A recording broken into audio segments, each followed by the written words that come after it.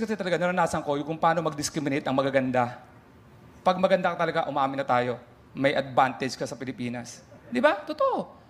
At didiktahan ka, ina-associate ang ganda sa yaman at status ng tao. Pag pangit ka, parang doon ka nakano sa mahirap, masamang tao.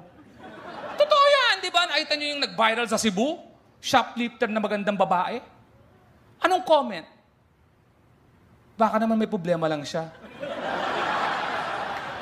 Kailangan niya ng tulong. Kung pangit yun, sa tingin mo ganun ang comment? Pag pangit yun, mukha talagang shoplifter. Papasok pa lang, naramdaman ko na yung kasamaan eh. Paano kung si Pia Wurtzbach?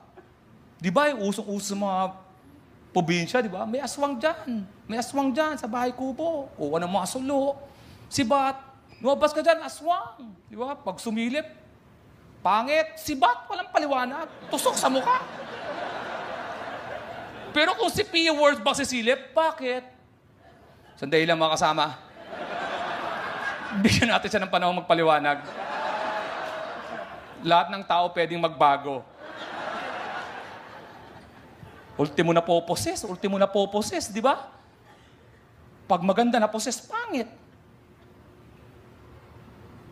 Paano yung pangit? Anong sign?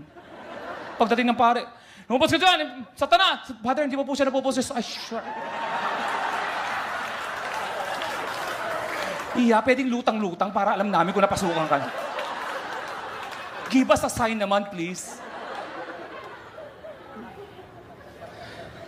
Iba talaga eh, no? Miss, konti yung tawa, may break yung tawa. Hindi tayo pwede. Hindi kita mahihintay tumigil. Kailan to? Oo. May mask ka na, tinatakpan mo pa. Ano tong... Wala na tayong face shield, let's move on.